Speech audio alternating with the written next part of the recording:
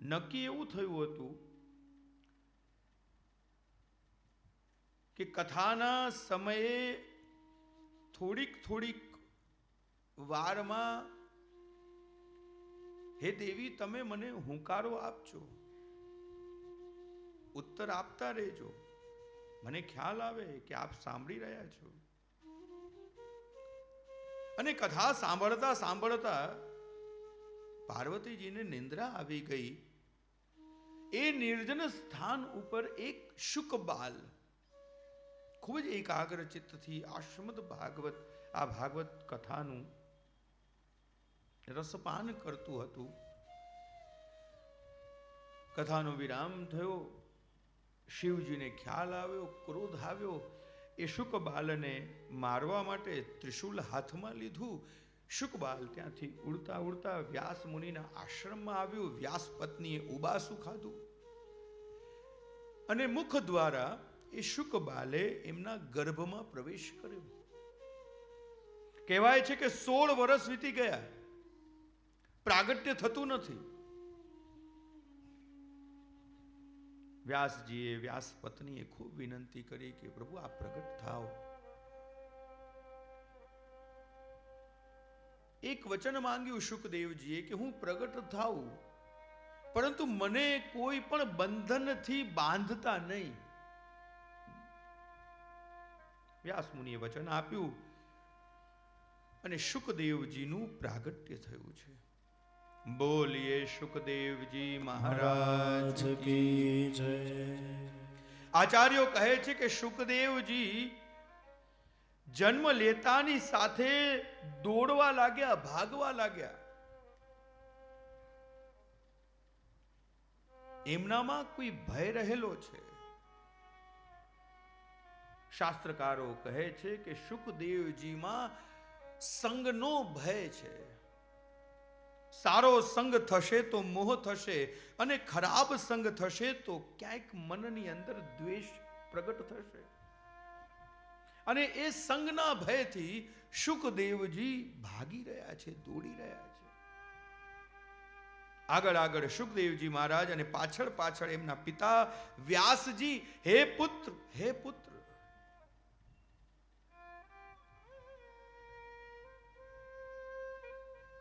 માર્ગમાં એક સરોવર આવ્યું જ્યાં અપ્સરાઓ સ્નાન કરતી હતી. સુખદેવજી ત્યાંથી પસાર થયા, વ્યાસજી આવ્યા. અપ્સરાઓ સચેત બની, સાવધાન થઈ, વસ્ત્ર ધારણ કરવા લાગી. વ્યાસજી સામે પ્રશ્ન કર્યો કે મારો યુવાન પુત્ર અહીંથી પસાર થયો, તમને લજ્જા ન આવી? હું તમારા પિતા તુલ્ય છું અને મારી લજ્જા કરો છો? અપ્સરાઓ કહેવા લાગી, આપનો જે પુત્ર છે એની દ્રષ્ટિમાં કોઈ પણ જાતનો ભેદ નથી. એ દરેકમાં ઈશ્વરને જુએ છે અને અમે જોઈએ છીએ આપની દ્રષ્ટિમાં ભેદ છે. શુકદેવજી આગળ આગળ અને વ્યાસ મુનિ હે પુત્ર, હે પુત્ર, હે પુત્ર પુકાર કરતા કરતા પાછળ દોડી રહ્યા છે. કોઈ ઉત્તર મળતું નથી. પણ ત્યાં એ નિર્જન વનમાં તરવોભિનેદુ,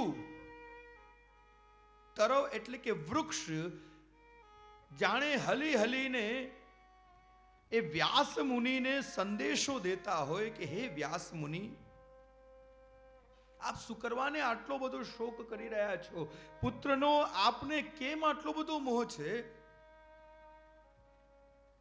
આપ જરાક અમારી તરફ દ્રષ્ટિ કરો. અમે એક નાનકડા બીજ સ્વરૂપે ભૂમિમાં રોપવામાં આવીએ છીએ. ધીરે ધીરે અમારી વૃદ્ધિ થાય છે. અમે વૃક્ષ સ્વરૂપ ધારણ કરીએ છીએ. અમારી અંદર ઘણા બધા ફળ લાગે છે. હે વ્યાસજી, એ ફળ અમે સમાજને અર્પણ કરી દઈએ છીએ. આ વૃક્ષ વૈષ્ણવ છે. હલી હલીને ઉત્તર આપે છે, હે વ્યાસજી, આપ પણ આપનું આ ફળ શુકદેવજીને જન કલ્યાણ માટે, સમાજના હિત માટે ભાગવત ધર્મના પ્રચાર માટે સમાજને અર્પણ કરી દો. આપ આટલો બધો મોહ ન કરો. આપણા આચાર્યો કહે છે કે વનસ્પતિ વૈષ્ણવાહ, વૃક્ષ વૈષ્ણવ છે. હું આપને સ્મરણ કરાવું. શ્રી ગુસાઈજી એક ગામમાં પધાર્યા અને એ ગામમાં એક જીવને શરણે લીધો. બ્રહ્મ સંબંધનું દાન કરાવ્યું.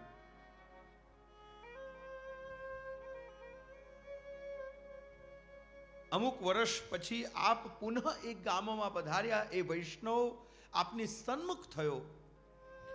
શ્રી ગુસાઈજી જાણતા હતા કે અહીંયા આ ગામમાં આ એક જ વૈષ્ણવ છે. શ્રી ગુસાઈજીએ એ વૈષ્ણવને બોલાવીને પૂછ્યું કે વૈષ્ણવ, અહીંયા તારો નિર્વાહ કઈ રીતે થાય છે? ધ્યાન આપો. સાધારણ બુદ્ધિથી વિચાર આવે, નિર્વાહ એટલે તું શું કાર્ય કરે છે? તારી આજીવિકાનું માધ્યમ શું છે?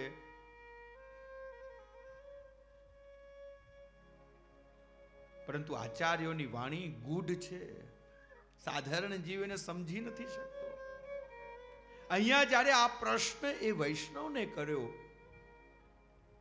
એ ભગવદી વૈષ્ણવે હાથ જોડી વિનંતી કરી, જે રાજ, આપ જ્યારે વર્ષો પહેલા અહીંયા પધાર્યા હતા ને જે વૃક્ષની નીચે આપે મને બ્રહ્મ સંબંધ આપ્યું હતું, હે ગુરુદેવ, હું એ વૃક્ષની સાથે નિત્ય ભગવત સત્સંગ કરું છું અને મારો નિર્વાહ કરું છું. આ વૃક્ષ વૈષ્ણવ છે. આજે આપણે સત્સંગ કરવા માટે વ્યક્તિની શોધ કરતા હોઈએ છીએ. મને કોઈ સત્સંગ માટે મળતું નથી, સત્સંગ કરવો છે. सत्संग के लिए हम एक ही काफी हैं. જેને સત્સંગ કરવો હોય ને,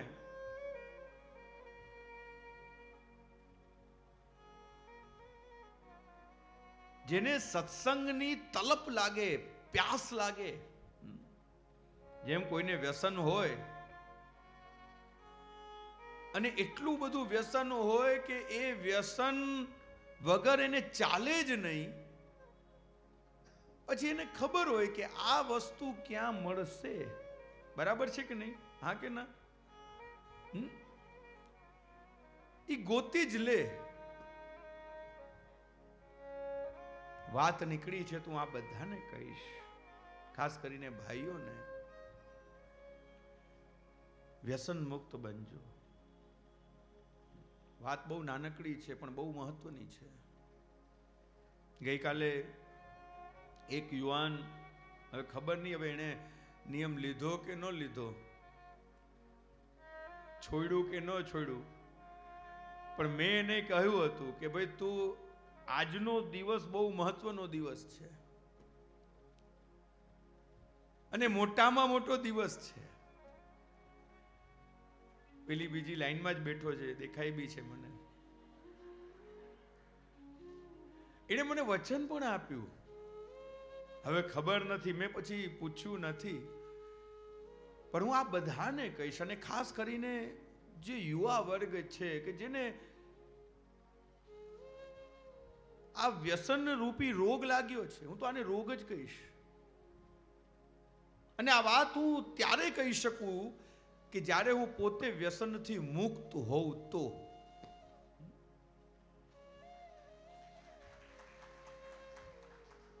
એક માતા એના પુત્રને લઈને એક સંત પાસે ગઈ. ગુરુદેવ, મારા પુત્રને ગોળ ખાવાની બહુ ટેવ છે, એને ગોળ વગર ચાલતું જ નથી, કંઈક એવી કૃપા કરો કે આ મીઠું ઓછું કરે, ગોળ ઓછું કરે. સંતે કહ્યું, માતા આવતીકાલે તમે આવજો. બીજા દિવસે બાળકને લઈ માતા અને પુત્રે સંત પાસે આવ્યા.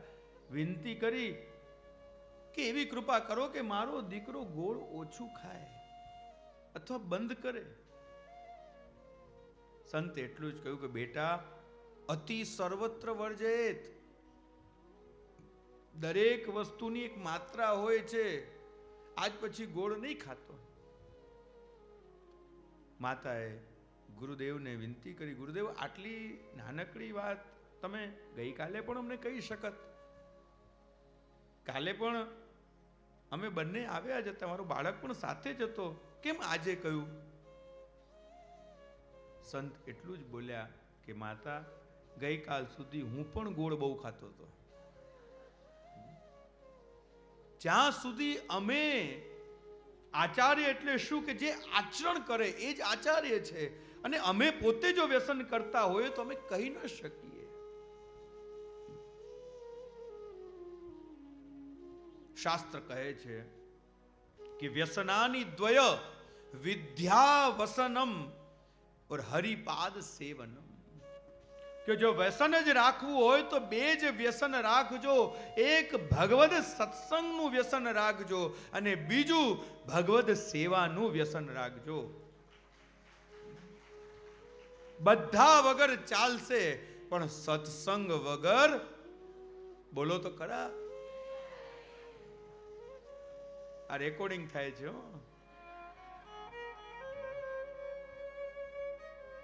શ્રી ગુસાઈજી આ વૈષ્ણવને પૂછ્યું, અરે વૈષ્ણવ તારો નિર્વાહ કઈ રીતે થાય? वैष्णव એટલો જ જવાબ દીધો, गुरुदेव कृपानाथ, यहाँ एक वृक्ष जो है वो वैष्णव है, वाके संग में सत्संग करके मैं अपनो निर्वाह करूं हूं. વનસ્પતિ વૃક્ષ એ વૈષ્ણવ છે અને ઘણું બધું આપણને શીખવાડે છે. ભગવદીઓના શબ્દોમાં જો मन रे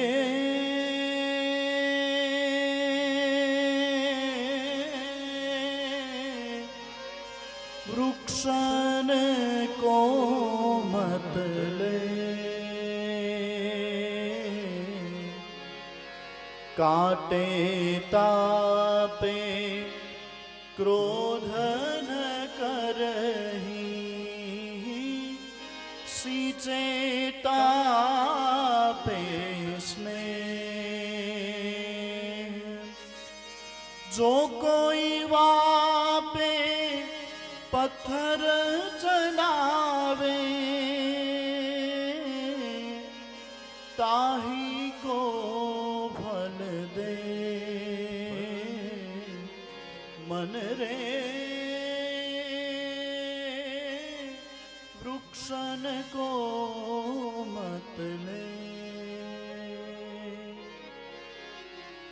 आप सिर पर धूप सहत है, औरन को छाया सुख दे. धन धन जड़ यह परम पदार्थ, वृथा मनुष्य की देह. सूरदास मन कर्म वचन करी, भक्तन को मत मन रे वृक्षन को मत ले, मत ले वृक्षन को मत ले, मत ले वृक्षन को मत ले. સુરદાસજી જેવા ભગવદીઓ આ વૃક્ષોને જોઈને એક સુંદર મજાનો બોધ આપણને આપે છે. કાટે તાપે ક્રોધ નહીં, सींचे तापर नहीं स्नेह. કોઈ વૃક્ષને કાપે તો એના ઉપર વૃક્ષો ક્રોધ નથી કરતા. કોઈ નિત્ય એ વૃક્ષનું સિંચન કરે તો એ વ્યક્તિ સાથે પણ વૃક્ષને સ્નેહ નથી હોતો. વૈષ્ણવતા શીખવી હોય તો વૃક્ષો પાસે શીખીએ. અહીંયા વૃક્ષો હલી હલીને વ્યાસ મુનિને વિનંતી કરી રહ્યા છે કે હે વ્યાસજી, આપ પણ આપના પુત્રને જનહિત માટે સમાજને અર્પણ કરો. એવા સર્વભૂત હૃદય મહામુનિ શુકદેવજી મહારાજને આ બીજા શ્લોકમાં વ્યાસજી એક પિતા પુત્રને વંદન કરે છે.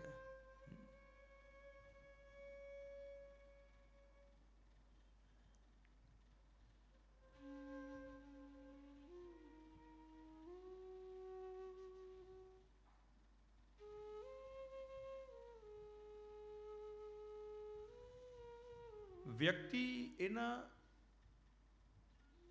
કર્મ અને ગુણ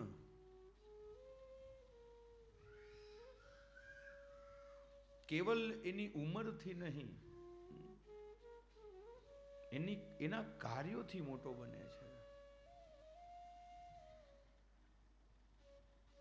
વ્યાસજીએ શુકદેવજી મહારાજને વંદન કર્યા. આગળ શ્રીમદ ભાગવત મહાત્મ્યમાં આપણે સૌએ હવે નૈમિષારણ્ય જવાનું છે. નૈમિષારણ્યની એ પરમ પાવન પુનીત ભૂમિ કે જ્યાં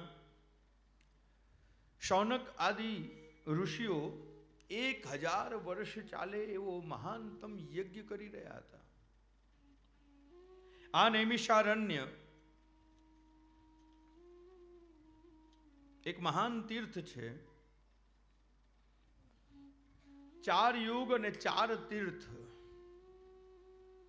સતયુગમાં પુષ્કરરાજ, ત્રેતામાં નૈમિષારણ્ય, દ્વાપર યુગમાં કુરુક્ષેત્ર અને કળિયુગનું જે મોટામાં મોટું જો કોઈ તીર્થ હોય તો એ શ્રી ગંગાજી. નૈમિષારણ્ય, નૈમિષ એટલે કે નિર્વિવાદિત, અરણ્ય એટલે કે જંગલ, વન.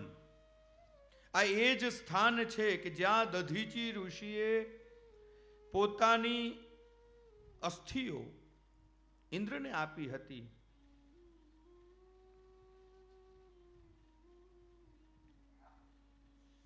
વરાહ પુરાણ અનુસાર જો વિચાર કરીએ કે આ એ જ સ્થાન કે જ્યાં ભગવાને નિમિષ માત્રમાં દાનવોનો સંહાર કર્યો હતો. એ નિમિષારણ્યમાં 1000 વર્ષ ચાલે એવો મહાન યજ્ઞ ચાલી રહ્યો છે. યજ્ઞ કરતા કરતા મધ્યકાળમાં વિરામના સમયે ભગવદ સત્સંગ મળે એ હેતુથી શૌનક આદિ ઋષિઓએ સૂતજીને નિમંત્રણ આપ્યું, વિનંતી કરી.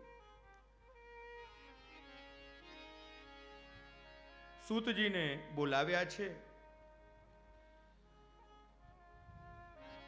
શૌનક આદિ ઋષિઓના દર્શન કરી સૂતજી કહેવા લાગ્યા. સુતવાચ નૈમિષે સુતમાસીન ભાત્ય મહામતિમ કથામૃત રસાસ્વાદ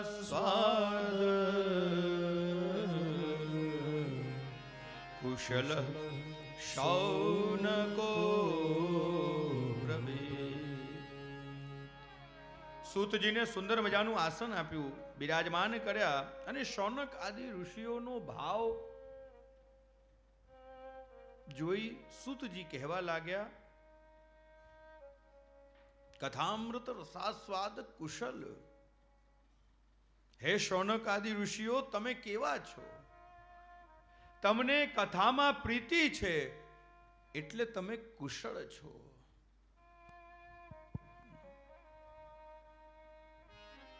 સાધારણ અર્થ જો વિચાર કરીએ, કુશળ એટલે કે હોશિયાર. અને સાધારણ બુદ્ધિથી જો વિચાર કરીએ કે હોશિયાર કોણ, તો ઘણા બધા ભાવ એના પ્રગટ થાય.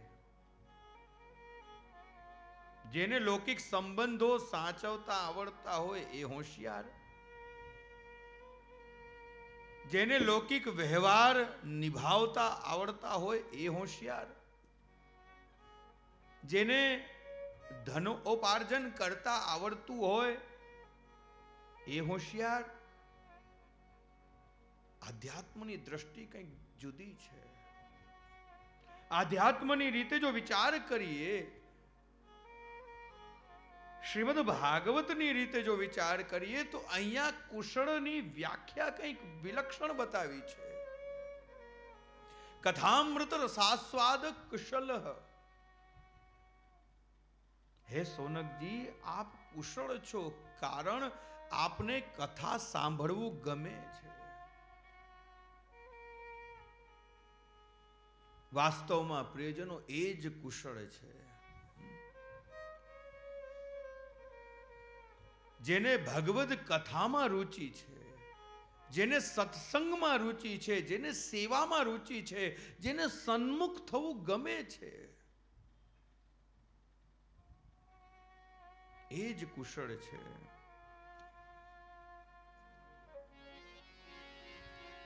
જેની પ્રીત પ્રભુ અને મહાપ્રભુ સાથે બંધાઈ જાય તે જ કુશળ. જેને સંસારના બધા જ રસ ફીકા લાગે એ જ કુશળ. અને એટલા માટે જ પ્રીત બંધી શ્રી વલ્લભ પદ સો ઓરન મન में आवे हो. प्रीत बंधी श्री वल्लभ पद सो ओरन मन में आवे हो. पढ़ पुराण सत दर्शन नीके. पढ़ पुराण सत दर्शन नीके. जो कछु को बतावे हो. प्रीत बंधी श्री वल्लभ पद सो ओरन मन में आवे हो. जब ते अंगीकार कियो है तब ते अन्य न सुहावे हो. पाय महारस कौन मूढ़ मति. पाय महारस कौन मूढ़ मति. चित तीत चित्त भटकावे हो. प्रीत बंधी જેને પણ આવડતું હોય પાછળ પાછળ ઘેરો. वल्लभ पद सो ओरन मन में आवे हो.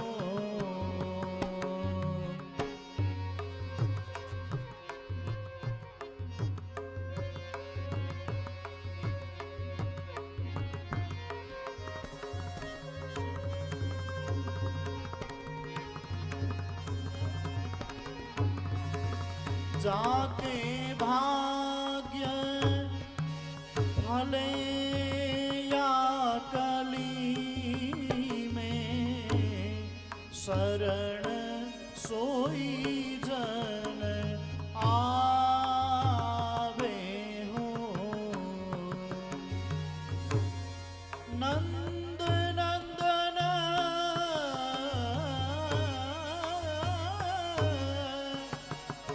નંદ નંદન કો નીચ સેવક હૈ દ્રઢ કર બાહ ગવાવે હો પ્રીત બંધી શ્રી વલ્લભ પદ સો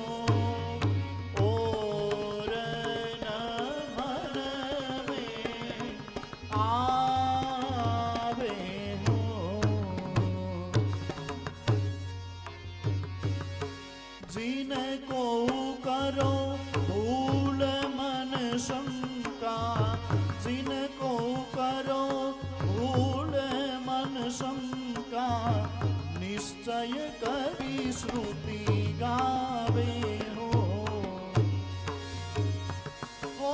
रसिक सदा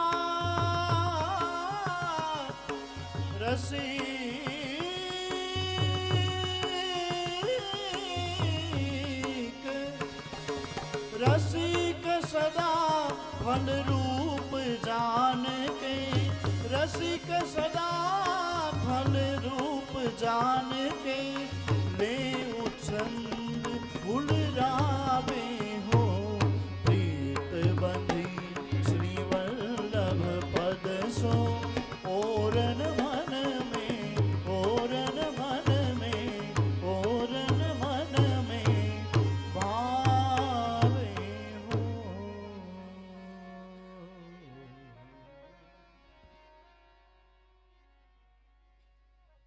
यह संसार में कुशल कौन है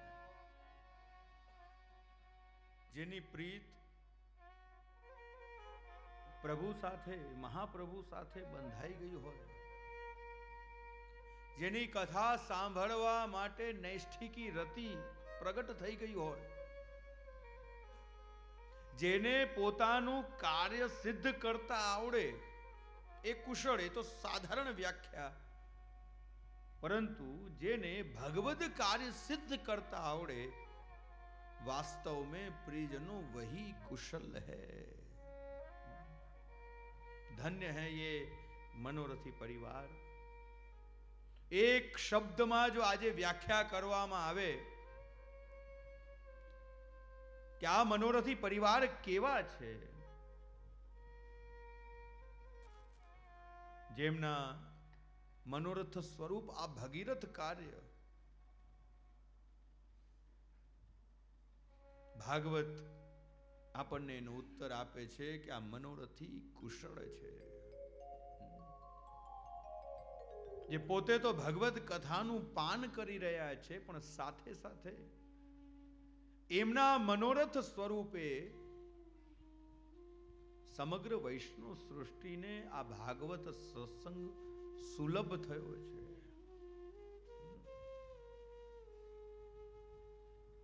હું શ્રી મહાપ્રભુને એ જ વિનંતી કરું કે એમની કુશળતા ઉત્તરોત્તર શ્રી વલ્લભની જ કૃપાથી વૃદ્ધિને પ્રાપ્ત થતી રહે, એમનો પરિવાર કુશળ બને,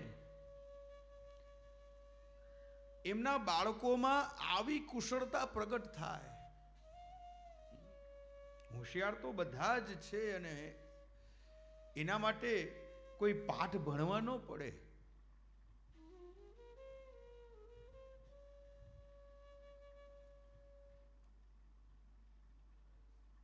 કળિયુગનો આ પ્રભાવ છે પ્રિયજનો કે સાધારણ વસ્તુ કે વ્યક્તિ કે વ્યવહાર માટે કોઈને પ્રેરિત કરવા નથી પડતા. ધ્યાન આપજો. સાધારણ સંબંધ, સાધારણ વસ્તુ, સાધારણ વ્યક્તિ માટે કોઈને પ્રેરિત નથી કરવા પડતા. સાધારણ કાર્ય માટે પણ કોઈને પ્રેરિત કરવા નથી પડતા, ભગવત ધર્મ માટે, સત્કર્મ માટે વારંવાર પ્રેરિત કરવા પડે છે. આ કળિયુગનો પ્રભાવ. આજે વારંવાર આપણે સાંભળીએ છીએ, સેવા કરીએ, સત્સંગ કરીએ, વારંવાર પ્રેરિત કરવા પડે છે. શ્રી મહાપ્રભુજીની કૃપાથી આ મનોરથી આ સભાયા પરિવારના પ્રત્યેક પરિવારજનોમાં આવી કુશળતા પ્રગટ થાય, એમનું ચિત્ત ભગવદ કથા સત્સંગમાં પરોવાય, ભગવદ સેવામાં એમની રુચિ વધે.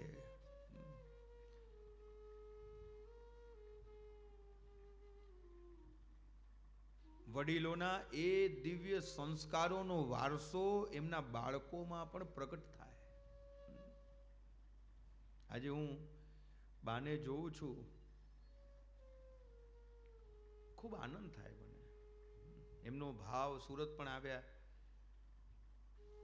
અને એમને જોઈને એ જ ભાવના પ્રગટ થાય કે એ ભાવ જે એમનો છે, એમના બાળકોમાં, એમના પૌત્રોમાં, દીકરીઓમાં એવો ભાવ પ્રગટ થાય.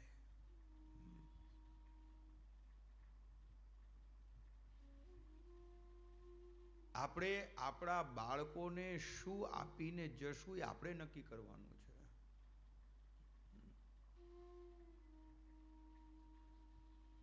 આપણે આપણા બાળકોને કેવા સંભાળના આપશું એ આપણે નક્કી કરવાનું છે.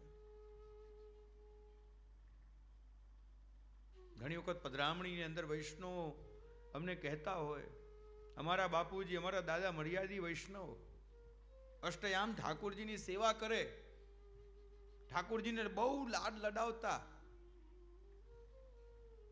મનોમન વિચાર આવે, એ તો કરતા, તું શું કરે છે? એમણે તો પોતાનું જીવન સમર્પિત કરી દીધું હતું, ખૂબ ઠાકોરજીને લાડ લડાવ્યા, તું શું કરી રહ્યો છે ભાઈ? તમે જુઓ, પ્રાચીન સમયમાં નાનકડા મકાનમાં રહેતા, ગામડામાં રહેતા, કાચું મકાન, નળિયાવાળું, એક રૂમ હોય, એક ઓરડો હોય, રસોડું હોય, ત્યાં આખો પરિવાર રહી જતો. ધીરે ધીરે વિકાસ, અને એ જ નાનકડા મકાનમાં ઠાકોરજીનું પણ એક નાનકડું મંદિર. હા કે ના હતું ને? આપણા વડવાઓને આપણે જોઈએ ને, એ જ નાનકડા મકાનમાં ઠાકોરજીનું મંદિર, આખો પરિવાર ખૂબ જ આનંદ, સુખ, શાંતિથી રહેતું. ધીરે ધીરે વિકાસ થયો. આપણે શહેરમાં આવ્યા, મોટા મકાન બનાવ્યા, પાકા મકાન બનાવ્યા. નાનામાંથી મોટામાં આવ્યા. ઠાકોરજી નાના મકાનમાં મર્યાદિની કોટડી, સખડી આરોગતા, અષ્ટયામ સેવા ચાલતી. નાનપણમાં બધું જ આપણે જોયું. ધીરે ધીરે વિકાસ થયો તો સેવાનો પણ વિકાસ થવો જોઈએ ને. લૌકિક વૈભવ આપણે વધાર્યો. 2 મકાન કર્યા, 3 મકાન કર્યા, 4 મકાન કર્યા. એ લૌકિક વૈભવની સાથે સાથે અલૌકિક વૈભવ પણ તો વધવો જોઈએ. અમારા દાદા સકડી ધરાવતા મર્યાદી વૈષ્ણવ, અને હવે અમે તો મિશ્રી ભોગની આજ્ઞા લઈ લીધી છે. જે પ્રભુ આટલા વર્ષો સુધી સખડીમાં બિરાજતા હતા, એ જ લૌકિક વૈભવ વધ્યો ને અલૌકિક વૈભવ, બોલો શું થયું? એ પણ વધવો જોઈએ ને. પણ થયું શું? ઘટ્યો. શાસ્ત્રકાર કહે છે કે કુશળ એ જ છે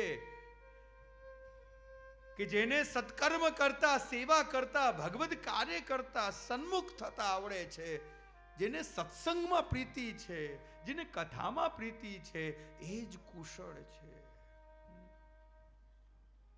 અને આવા જ કુશળ બનવાની આવશ્યકતા છે. સંસારની હોશિયારી આપણને આવડે કે ન આવડે, પણ આધ્યાત્મિક કુશળતા ચોક્કસ આપણા બાળકોને શીખવાડજો. સૂતજીએ આ શૌનક આદિ ઋષિઓને જોઈને કથામૃત રસાસ્વાદ કુશલ, તમારી આ પ્રીતિ, હે શૌનક આદિ ઋષિઓ, ધન્ય છો. આટલો સુંદર મજાનું કાર્ય તમે કરી રહ્યા છો, યજ્ઞ કરી રહ્યા છો, અને યજ્ઞના અન અવસરમાં મધ્યાહન સમયે તમારા અંતઃકરણમાં આવો ભાવ સત્સંગ માટે પ્રગટ થયો કે મારે કથાનું પણ શ્રવણ કરવું છે. ધન્ય છો, તમે જ કુશળ છો. ખૂબ સુંદર સત્સંગ ચાલ્યો. શૌનક આદિ ઋષિઓએ સૂતજીને વંદન કર્યા, સુંદર મજાનું સ્થાન ઉપર બિરાજમાન કર્યા, અને મનના જેટલા પણ પ્રશ્નો હતા, ગુરુ પાસે જ્યારે જઈએ ત્યારે પ્રશ્ન લઈને જઈએ. એક વસ્તુ યાદ રાખજો, જ્યાં પ્રશ્ન છે ને ત્યાં જ કૃષ્ણ છે. ઘણી વખત અમે વૈષ્ણવને કહીએ પ્રશ્ન પૂછો એટલે તરત કે મારી દીકરીના લગ્ન ક્યારે થશે. હવે આ કઈ પ્રશ્ન છે? અમારું ઘર ક્યારે બનશે? આજે આપણા પ્રશ્ન પણ લૌકિક થઈ ગયા છે. આચાર્યજનો પાસે, ગુરુજનો પાસે જ્યારે પણ જઈએ ત્યારે ભગવદ સંબંધિત એમની સામે જ્યારે ઉપસ્થિત હોઈએ ત્યારે પ્રશ્ન કેવા હોવા જોઈએ? જેવા પ્રશ્ન સૂતજી કરી રહ્યા છે. એ તો એમનો પણ સમય બગાડ્યો ને તમારો પણ સમય બગડ્યો. જો આવા પ્રશ્ન લઈને આપણે જ્યારે ઉપસ્થિત હોઈએ ત્યારે બંનેનો સમયનો બગાડ થાય છે. અહીંયા સૂતજી પ્રશ્ન કરી રહ્યા છે, શૌનક આદિ ઋષિઓ પ્રશ્ન કરી રહ્યા છે. શૌનક ઉવાચ અજ્ઞાન દ્વાંત વિધ્વંસ કોટિ સૂર્ય સમપ્રભ સુતાખ્યાહિ કથા સારમ મમ કર્ણ રસાયનમ ભક્તિ જ્ઞાન વિરાગાપ્ત વિવેકો વર્ધતે માયા મોહ નિરાસશ્ચ વૈષ્ણવે ક્રિયતે કથમ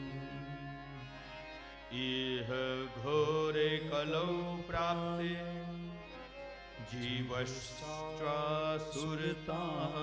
ગતઃ ક્લેશ ક્રાંતસ્ય તસ્યૈવ શોધને કિમ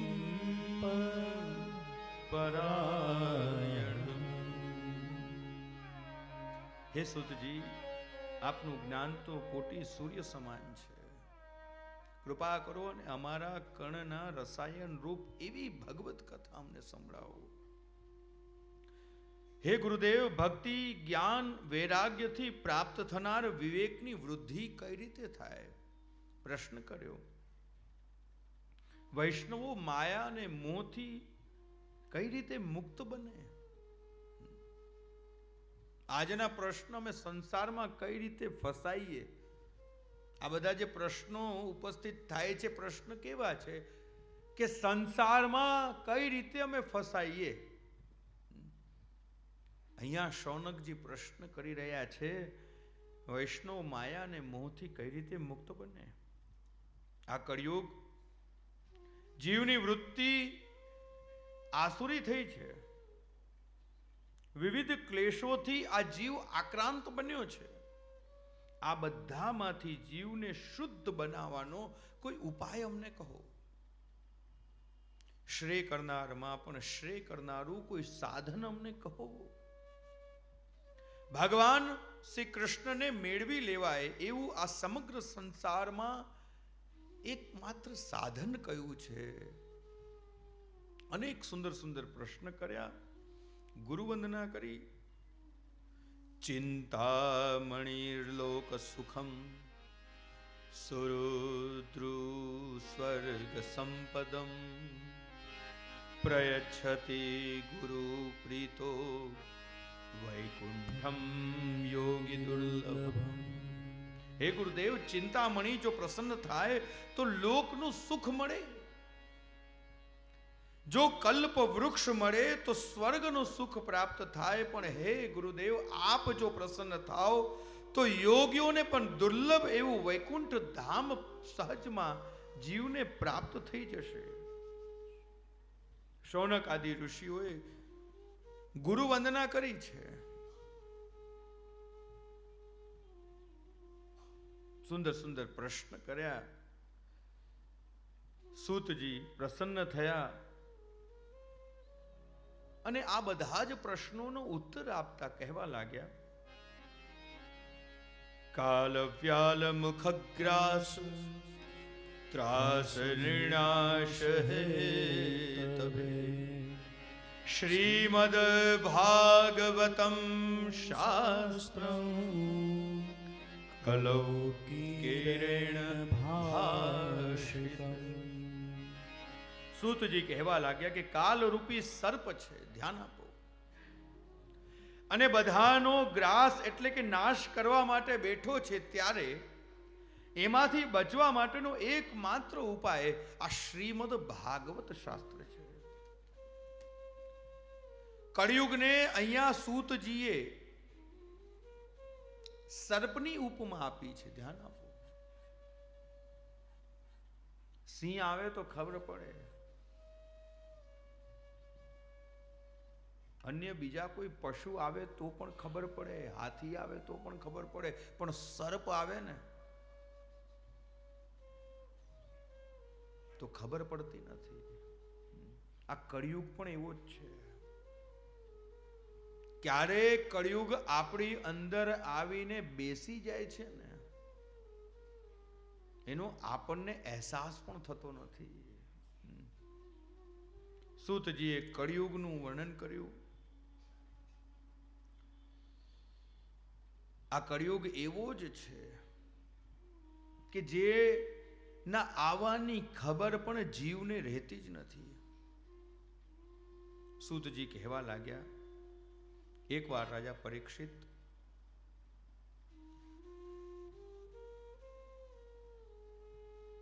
શુકદેવજી સન્મુખ કથાનું શ્રવણ કરી રહ્યા હતા અને બરોબર એ જ સમયે દેવતાઓ અમૃતનો કળશ લઈને ત્યાં ઉપસ્થિત થઈ ગયા. દેવતાઓના આગમનથી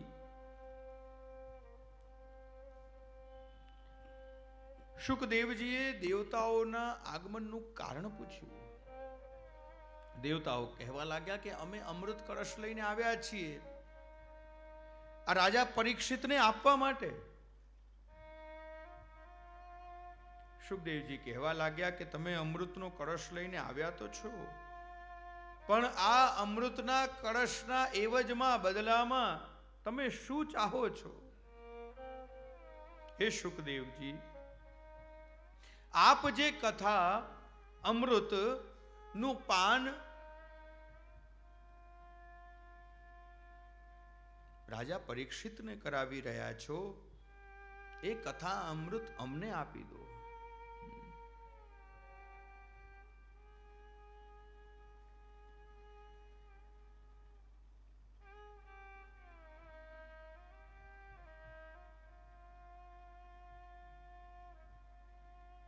પરીક્ષિત રાજા કહેવા લાગ્યા, ક્યાં કાચનો ટુકડો અને ક્યાં કિંમતી રત્ન. સરખામણી કરવી હોય તો સરખી વસ્તુથી થાય, તુલના કરવી હોય તો સરખે સરખાની તુલના થાય. ક્યાં આ કથામૃત અને ક્યાં આ સ્વર્ગનું અમૃત? પરીક્ષિત રાજાએ પોતાના અંતઃકરણનો ભાવ પ્રગટ કર્યો. સૂતજી કહેવા લાગ્યા, આ કથામૃત દેવતાઓને પણ દુર્લભ છે. દેવતાઓ પણ આ ભાગવત કથાને મેળવવા માટે અત્યંત આતુર છે, લાલાહિત છે.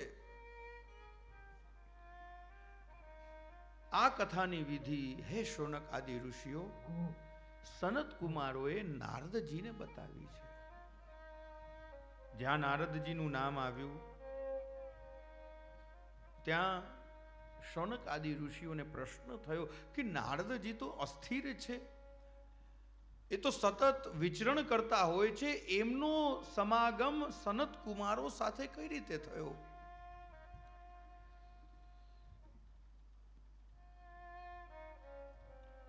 શૌનકજીના પ્રશ્નનો ઉત્તર આપતા સુતજી કહેવા લાગ્યા, એકવાર સનત કુમારો વિશાળ બદ્રિકાશ્રમમાં સત્સંગ માટે ભેગા થયા હતા અને જ્યાં સત્સંગનો પ્રારંભ જ થવા જઈ રહ્યો હતો ત્યાં તેમણે નારદજીને જોયા.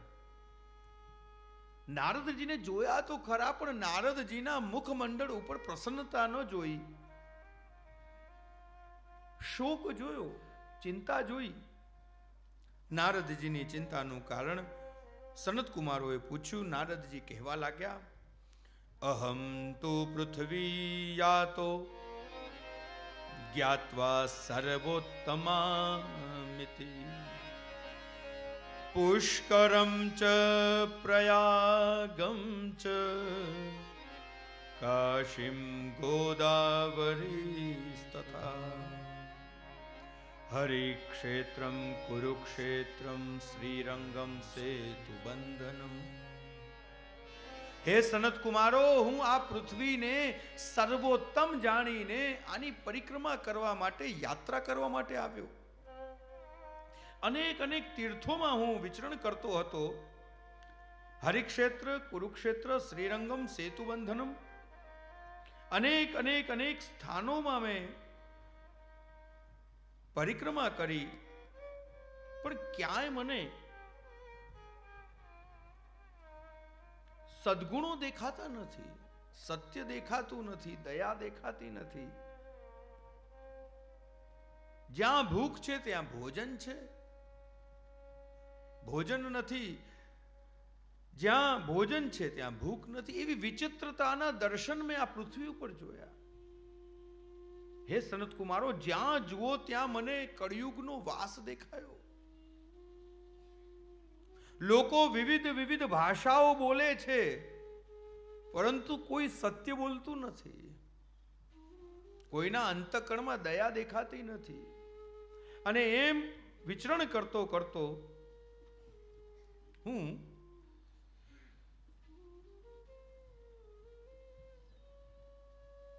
શ્રી યમુનાજીના તટ ઉપર આવ્યો અને ત્યાં મેં એક વિચિત્ર ઘટના જોઈ. નારદજી જે રીતનું વર્ણન સનત કુમારોને કરી રહ્યા છે, યાદ કરો પ્રિયજનો, શ્રી મહાપ્રભુજીને પણ ક્યાંક આવા જ દર્શન થયા છે. સર્વ માર્ગે સુનષ્ટેષુ કલૌ ચ ખલ ધર્મિણી પાષંડ પ્રચુરે લોકે કૃષ્ણ એવ ગતિર્મમ. શ્રી મહાપ્રભુજીને પણ એ સમયે સર્વ માર્ગ નષ્ટ થયા છે. જ્યાં જુઓ ત્યાં પાખંડ દેખાઈ રહ્યો છે. બધા જ ધર્મ નષ્ટ થઈ ગયા છે આ કળિયુગના પ્રભાવના લીધે.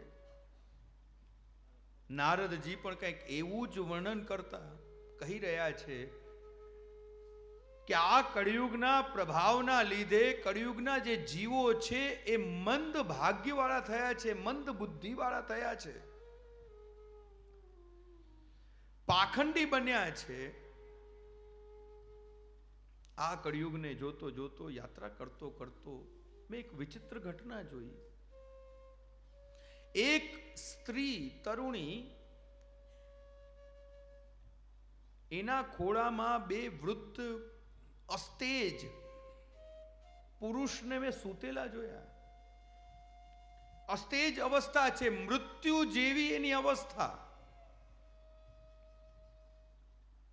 હજારો સ્ત્રીઓ એને પંખો કરી રહી હતી. જ્યાં એ દેવી એ સ્ત્રીએ નારદજીને જોયા વિચરણ કરતા કરતા નાદ કર્યો, ભો ભો સાધો ક્ષણમ તિષ્ઠમ મચ્ચિંતામપિ નાશય દર્શનમ તવ લોકસ્ય સર્વઘાઘરમ પરમ. ભો ભો સાધો ક્ષણમ તિષ્ઠમ. હે નારદજી ઉભા રહો, મારી ચિંતા દૂર કરો. નારદજી ઉભા રહ્યા. નારદજી એ દેવીનો પરિચય પૂછ્યો, હે દેવી તમે કોણ છો? એ દેવીએ એ સ્ત્રીએ પોતાનો પરિચય આપ્યો. અહમ ભક્તિ રીતિ ખ્યાતા ઇમૌ મે તરણો મતો. હું ભક્તિ છું.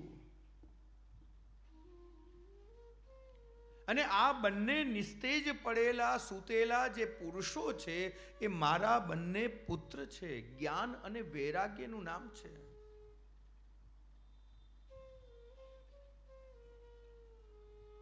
અહીંયા કોઈ સ્ત્રીનું નામ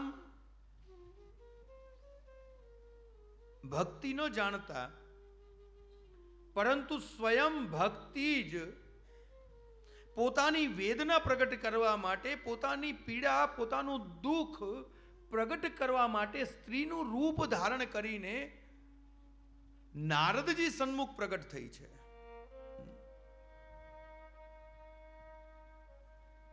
સુંદર સંવાદ થયો. ભક્તિએ પોતાનો વિસ્તારથી પરિચય આપ્યો. ઉત્પન્ના દ્રવિડે સાહમ વૃદ્ધિ કર્ણાટકે ગતા, ક્વચિત ક્વચિત મહારાષ્ટ્રે ગુર્જરે જીર્ણતામ ગતા. મારો જન્મ દ્રવિડ દેશમાં થયો, મારી વૃદ્ધિ કર્ણાટકમાં થઈ છે. મહારાષ્ટ્રમાં હું થોડીક થોડીક વૃદ્ધિ પામી છું, પણ ગુર્જરે જીર્ણતામ ગતા, ગુજરાતમાં આવીને જીર્ણ થઈ છું. હું વૃદ્ધ બની. હે નારદજી, વૃંદાવનમ પુનઃ પ્રાપ્ય. પરંતુ જ્યારે પાછી વૃંદાવનમાં આવી, વ્રજમાં આવી, ત્યારે હું તો આ ભૂમિના પ્રતાપથી તરુણી બની ગઈ. પરંતુ મારા બંને જે પુત્રો છે, જ્ઞાન અને વૈરાગ્ય, હજી એ પોતાના મૂળ સ્વરૂપમાં આવ્યા નથી. હે નારદજી, આપ મારી ચિંતાને દૂર કરો. નારદજી કહેવા લાગ્યા, યત ફલમ નાસ્તિ તપસા ન યોગેન સમાધિના તત્ફલમ લભતે સમ્યક કલૌ કેશવ કીર્તના. હે ભક્તિ મહારાણી, આપ ચિંતા ન કરો. હું આપની વેદના જોઈ રહ્યો છું ને હું આપને વચન આપું છું કે આપની જે પીડા છે એ પીડાને હું દૂર કરીશ. કળિયુગમાં ભગવદ કીર્તન, ભગવદ સત્સંગ, ભગવદ નામ એ ઔષધિ રૂપ છે, અત્યંત ઉપકારક છે. હું હમણાં જ વેદ મંત્રનું ઉચ્ચારણ કરીશ અને આપના આ બંને પુત્ર તરુણ બનશે. નારદજી સત્કર્મ કરવા માટે તત્પર બન્યા. અનેકવિધ ઉપચાર કર્યા. ગીતાનું પારાયણ કરવું, વેદની ધ્વનિ કરી, વેદ મંત્રનું ઉચ્ચારણ કર્યો, પરંતુ જ્ઞાન અને વૈરાગ્ય જાગૃત ન થયા. આકાશવાણી થઈ, સત્કર્મ કરો. આ જ્ઞાન અને વૈરાગ્યને જો જાગૃત કરવા છે તો હે નારદજી, તમે સત્કર્મ કરો.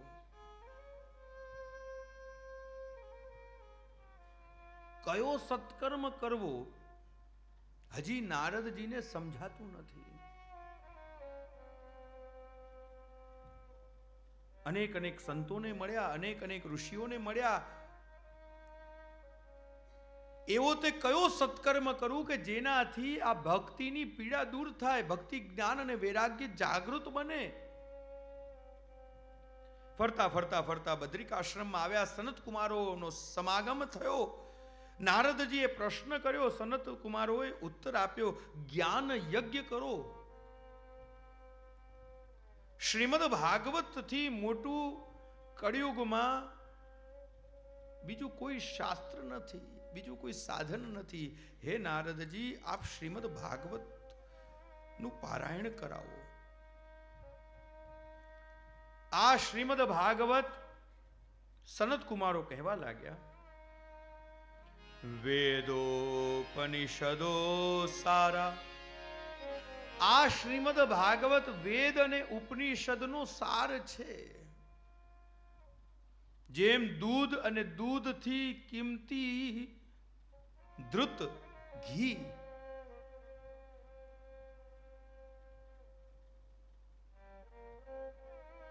એ દૂધનો સાર એ ઘી છે,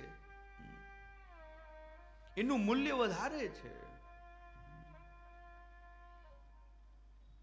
જેમ શેરડીમાંથી જ મિશ્રી બને છે, પરંતુ કોઈ વસ્તુ દૂધને મીઠી કરવા માટે આપણે શેરડીના ટુકડા નથી મૂકતા. એના માટે તો મિશ્રી જ જોઈએ, એના માટે તો ખાંડ જ જોઈએ. એવી જ રીતે હે નારદજી, આ વેદ, આ ઉપનિષદોનો સાર રૂપ જો કોઈ હોય તો આ શ્રીમદ ભાગવત છે. અને એટલા માટે જ સદા સેવ્યા શ્રીમદ ભાગવતી કથા, યસ્યા શ્રવણ માત્રેણ હરિશ્ચિત્તમ સમાશ્રય. હે નારદજી, આ વેદ ઉપનિષદનો સાર આ ભાગવત છે, જેના શ્રવણ માત્રથી હરિશ્ચિત્તમ શ્રમાશ્રયેત, ભગવાન શ્રી હરિ એ જીવના ચિત્તમાં, હૃદયમાં આવીને સ્થિત થઈ જાય છે. આપ શ્રીમદ ભાગવતનું પારાયણ કરો. સ્થાન નક્કી કરવામાં આવ્યું, સમય નક્કી કરવામાં આવ્યો અને એક વિશાળ મંડપ તૈયાર કરવામાં આવ્યો. અને એ વિશાળ મંડપમાં એક સુંદર મજાના સ્થાન ઉપર સનત કુમારોને બિરાજમાન કરવામાં આવ્યા અને શ્રીમદ ભાગવતનો પ્રારંભ થયો. અને જ્યાં શ્રીમદ ભાગવતનો પ્રારંભ થવા જઈ જ રહ્યો હતો, એ જ સમયે ક્યાંય અન્યથી નહીં, કોઈ બીજા સ્થાનેથી નહીં, પણ જે સ્થાન ઉપર ભાગવતનો પારાયણ થઈ રહ્યો હતો એ જ સ્થાનમાં જોત જોતા ભક્તિ, જ્ઞાન અને વૈરાગ્ય પ્રગટ થઈ ગયા. ભક્તિ મહારાજની કોઈ અન્ય સ્થાનથી પ્રગટ નથી થઈ, પણ જે સ્થાન ઉપર શ્રીમદ ભાગવત થઈ રહ્યું હતું એ જ સ્થાન ઉપર ભક્તિનું પ્રાગટ્ય થયું. ભક્તિ મહારાણી એમના બંને પુત્રોને લઈને પ્રગટ થયા. સનત કુમારો કથા નો પ્રારંભ જ કરી રહ્યા હતા. ભક્તિ મહારાણીએ પ્રશ્ન કર્યો કે હે મુનિવર, અમને બેસવા માટેનું કોઈ સ્થાન તો આપો. સનત કુમારો કહેવા લાગ્યા, હે ભક્તિ દેવી, આપના માટે પહેલેથી જ અમે એક સ્થાન નક્કી જ કરેલું છે. જેટલા પણ વૈષ્ણવો આ સ્થાનમાં શ્રીમદ ભાગવત કથાનું શ્રવણ કરી રહ્યા છે, હે ભક્તિ મહારાણી, આપ એમના હૃદયમાં સ્થિત થઈ જાઓ.